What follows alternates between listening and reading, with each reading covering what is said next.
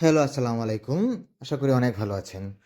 আজ এমন একটি ভিডিও আপনাদের মাঝে নিয়ে আসলাম, পাহাড়ে ওঠার অসাধারণ একটি দৃশ্য। দেখুন কিভাবে পাহাড়ে উঠতে হয়।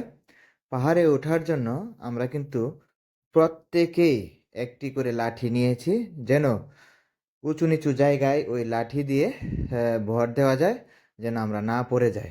পাহাড়ে ওঠার জন্য সকলেই ব্যস্ত। এই তো আমাদের আহ প্রধান শিক্ষক মহোদয়, ফিলিপ স্যার এবং একজন আদিবাসী উনি আমাদেরকে নেতৃত্ব দিয়ে পাহাড়ে নিয়ে যাচ্ছেন। পাহাড়ে ওঠা দৃশ্যটা আসলে অসাধারণ ছিল, মনোরম ছিল, খুবই সুন্দর ছিল। সেই সাথে ইন্ডিয়ার পাহাড়গুলো, বড় বড় পাহাড়গুলো খুব কাছ থেকে দেখার সৌভাগ্য হলো। এখন দেখেন সকলেই পাহাড়ে উঠছে। যতটুকু উপরে ওঠা যায় আমাদের চেষ্টা বা সাধ্য অনুযায়ী আমরা ততটুকু উপরেই উঠব। এখানে আশেপাশে পাহাড়গুলো অসাধারণ। যেহেতু শীত সিজন, পাহাড়ে তেমন গাছের মধ্যে তেমন পাতা নেই, পাতা ঝরে গেছে এবং আশেপাশে পাহাড়গুলোতে আগুন দিয়ে পাতাগুলো পুড়িয়ে দেওয়া হয়েছে। একটা পর্যায়ে বর্ষাকাল আসলেই কিন্তু এই পাহাড়গুলোতে আবার নতুন করে পাতা গজাবে এবং পাহাড়ের সৌন্দর্যটা আরও সুন্দর এবং সাফল্যমণ্ডিত হবে। আইনেরা যারা পাহাড়ে ঘুরতে চান, অবশ্যই অবশ্যই বর্ষাকালের আগে কিন্তু ঘুরবেন, নাহলে কিন্তু পাহাড়ের সৌন্দর্যটা আপনারা এতটা উপভোগ করতে পারতেন না। কারণ হলো বর্ষাকালে পাহাড়ের মধ্যে ঝুঁক থাকে, বিভিন্ন ধরনের পোকামাকড়, বিভিন্ন ধরনের প্রাণীর উপদ্রব থাকে। এই জন্য শীতকালেই পাহাড় ভ্রমণ করা কিন্তু সবচেয়ে ভালো। আমরা আস্তে আস্তে কিন্তু পাহাড়ের একবারে চূড়ায় উঠতে চলেছি। পাহাড়ের চূড়া থেকে আমরা পাহাড়ের যে মনোরম দৃশ্যগুলো আমরা সেখান থেকে উপভোগ করব।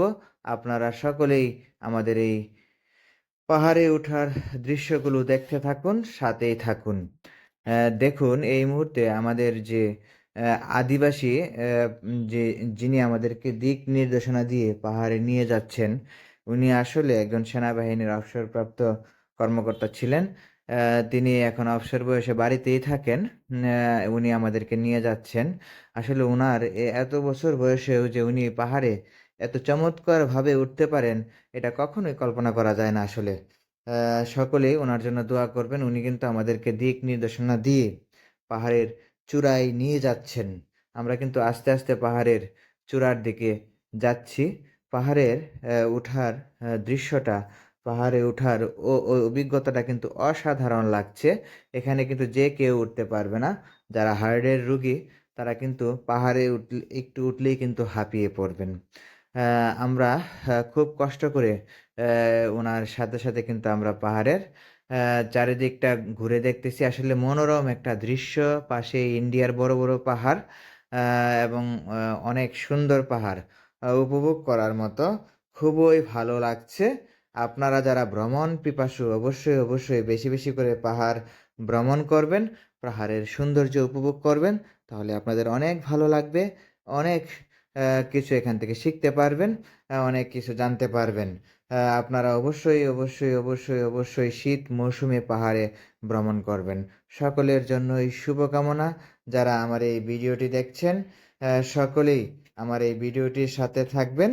আন্তরিক শুভকামনা রইল সকলের প্রতি।